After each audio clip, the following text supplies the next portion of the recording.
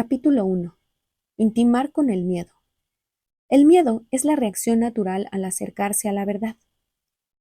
Embarcarse en el camino espiritual es como meterse en un bote muy pequeño y aventurarse en el océano en busca de tierras desconocidas.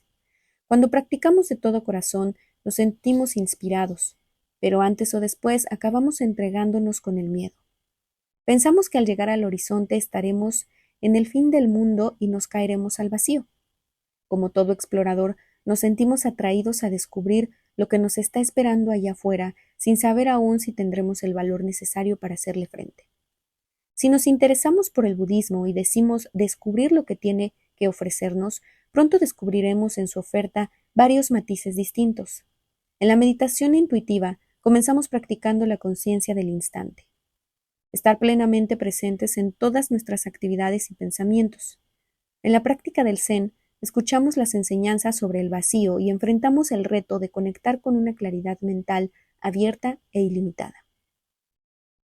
Las enseñanzas de Vajrayana nos introducen a trabajar con la energía en todas las situaciones y nos hacen ver que cualquier cosa que surja es inseparable del estado de despertar.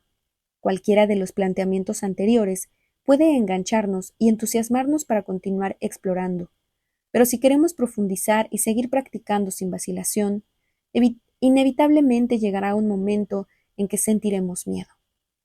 El miedo es una experiencia universal, lo sienten hasta los insectos más pequeños. Cuando vamos chapoteando entre los charcos que quedan tras la bajada de la marea y acercamos el dedo a los cuerpos suaves y abiertos de las anémonas, podemos ver cómo se cierran. Lo mismo les ocurre espontáneamente a todos los demás animales. Sentir miedo cuando nos enfrentamos a lo desconocido no es algo terrible, más bien es una parte integral del hecho de estar vivos y que todos compartimos. Reaccionamos ante la posibilidad de encontrarnos con la soledad, con la muerte, ante la posibilidad de no tener nada a lo que agarrarnos. El miedo es una reacción natural al acercarse a la verdad. Pero si nos comprometemos a quedarnos donde estamos, nuestra experiencia se vuelve muy vívida. Las cosas se ven muy claras cuando no hay escape posible. Mientras estaba en un largo retiro, tuve una revelación que pareció conmover cielos y tierras. No podemos estar en el presente y al mismo tiempo planificar nuestra vida. Ya sé que parece algo muy evidente, pero cuando descubres algo así por ti mismo, te cambia. La impermanencia se vuelve algo vívido en el presente, y lo mismo ocurre con la compasión, el coraje y la capacidad de maravillarse, y también con el miedo. De hecho, cualquiera que esté en el límite de lo desconocido plenamente en el presente, sin punto de referencia, experimenta la ausencia de base o fundamento de un lugar donde agarrarse. Cuando nuestra comprensión se hace más profunda, descubrimos que el presente es un lugar muy vulnerable, lo que puede ser una experiencia absolutamente enervante y al mismo tiempo absolutamente tierna. Cuando empezamos nuestra exploración, tenemos todo tipo de ideales y expectativas. Buscamos respuestas que satisfagan el hambre que hemos sentido durante largo tiempo, pero lo último que deseamos es que nos vuelvan a hablar del hombre del saco. Evidentemente, la gente intenta avisarnos. Recuerdo que la primera vez que me dieron instrucciones de meditación, la profesora me describió la técnica, me dio las instrucciones necesarias para la práctica y luego añadió: pero por favor, no salgas aquí pensando que la meditación te va a dar unas vacaciones de la irritación. De alguna manera, todas las advertencias del mundo no llegan a disuadirnos. De hecho, nos acercan más al sendero. De lo que estamos hablando es de llegar a conocer el miedo, de familiarizarnos con él, de mirarle directamente a los ojos, no como una forma de resolver los problemas, sino como una manera de deshacer completamente las viejas maneras de ver, oír, oler, saborear y pensar. La verdad es que, cuando realmente comencemos a hacerlo, nos encontraremos con que somos humillados continuamente. No va a quedar mucho espacio para la arrogancia que resulta de aferrarnos a nuestros ideales. La arrogancia que inevitablemente aflorará va a ser vapuleada de continuo por nuestro propio coraje de ir un paso más allá. Los descubrimientos que experimentaremos mediante la práctica no tienen nada que ver con ninguna creencia. Tienen mucho que ver con tener el coraje de morir continuamente. Las instrucciones sobre la conciencia del momento, la vacuidad o el trabajo con la energía apuntan hacia el mismo hecho. Estar en el sitio justo nos deja clavados, clavados al punto del espacio y del tiempo en el que nos encontramos. Cuando nos detenemos ahí mismo y no expresamos ni reprimimos, no nos culpamos ni culpamos a los demás, nos encontramos frente a una pregunta abierta que no tiene respuesta conceptual. También nos encontramos con nuestro corazón. Un estudiante lo expresó muy elocuentemente. La naturaleza de Buda, astutamente disfrazada de miedo, nos da una patada en el culo para que estemos receptivos. En una ocasión asistí a una conferencia sobre la experiencia espiritual que vivió un hombre en India durante la época de los 70. Nos contó que estaba absolutamente dispuesto a librarse de sus emociones negativas. Luchaba contra la ira y la lujuria, luchaba contra la pereza y el orgullo, pero sobre todo quería librarse del miedo. Su profesor de meditación le decía una y otra vez que dejase de luchar, pero él consideraba que aquello no era más que otra manera de explicarle cómo superar los obstáculos. Finalmente, el profesor lo envió a meditar a una pequeña cabaña al pie de las montañas. Él cerró la puerta y se dispuso a comenzar con la práctica. Al llegar la noche, encendió 3 pequeñas velas. Hacia medianoche oyó un ruido en una esquina de la habitación y en la oscuridad pudo distinguir una gran serpiente. Estaba junto delante de él, balanceándose y le miraba como una cobra real. Estuvo toda la noche totalmente alerta, manteniendo los ojos en la serpiente. Tenía tanto miedo que no podía ni moverse. Solo estaban él, la serpiente y su miedo. Justo antes del amanecer se apagó la última vela y él empezó a llorar. Pero no lloraba de desesperación, sino de ternura. Sintió el anhelo de todas las personas y animales del mundo. Conoció su lucha y su alienación. Todas sus meditaciones no habían sido más que una lucha y separación.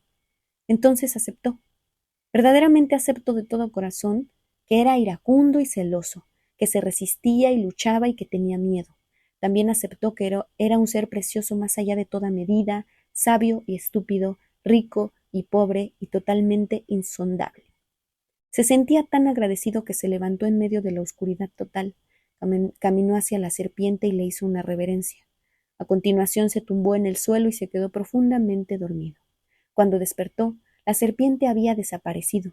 Nunca supo si lo había imaginado o si realmente había sucedido, pero no parecía importarle mucho. Como dijo, al final de la conferencia, el contacto íntimo con el miedo hizo que sus dramas personales se colapsaran y finalmente el mundo que le rodeaba pudo llegar hasta él. Nadie nos dice nunca que debemos de dejar de huir del miedo. Rara vez se nos dice que nos acerquemos más, que si llegamos ahí, que si nos familiarizamos con él. En una ocasión le pregunté al maestro Zen Kobun Chino Roshi cómo se relacionaba con el miedo y me dijo, concuerdo con él, concuerdo, pero el consejo que solemos recibir es el de edulcorarlo, diluirlo, tomar una píldora o distraernos, cualquier cosa para hacerlo desaparecer. En realidad, no hace falta que nos animen a hacer este tipo de cosas, porque lo que solemos hacer de modo natural es disociarnos del miedo. Ante la menor insinuación de su presencia nos descentramos y nos evadimos. Cuando sentimos que viene y desaparecemos, y es bueno saber que solemos actuar así, pero no para castigarnos por ello, sino para desarrollar la compasión incondicional. Lo más descorazonador de todo es nuestra forma de engañarnos para evitar el momento presente. Sin embargo, a veces estamos acorralados, todo se cae en pedazos y desaparece la posibilidad de escapar. En momentos así, las verdades espirituales más profundas parecen muy evidentes y ordinarias. No hay dónde esconderse. Podemos ver ese hecho tan bien como cualquiera, incluso mejor que cualquiera. Antes o después entendemos que, aunque no podemos hacer que el miedo tenga una apariencia agradable, él será el que nos introduzca a todas las enseñanzas que hemos leído u oído. Por eso, la próxima vez que te encuentres con el miedo, considérate afortunado. Aquí es donde el coraje entra en escena. Generalmente pensamos que la gente valiente no tiene miedo, pero la verdad es que conocen el miedo íntimamente. Al principio de nuestro matrimonio, mi esposo me dijo que yo era una de las personas más valientes que conocía. Cuando le pregunté por qué, me dijo que porque era una cobarde total, pero a pesar de todo seguía adelante y hacía las cosas. El truco consiste en seguir explorando y no abandonar aun cuando descubramos que algo no es lo que pensábamos, porque eso es lo que nos va a ocurrir una y otra vez. Nada es lo que pensamos. Esto es algo que puedo afirmar con toda confianza. El vacío no es lo que pensábamos y tampoco lo son la conciencia del presente o el miedo. Tampoco la compasión es lo que pensábamos, ni el amor, ni la naturaleza de Buda, ni el coraje. Estas son más que palabras en clave para describir cosas que no conocemos mentalmente, pero que cualquiera de nosotros puede experimentar. Son palabras que señalan lo que verdaderamente es la vida, cuando dejamos que las cosas se caigan a pedazos y nos dejamos clavar al momento presente.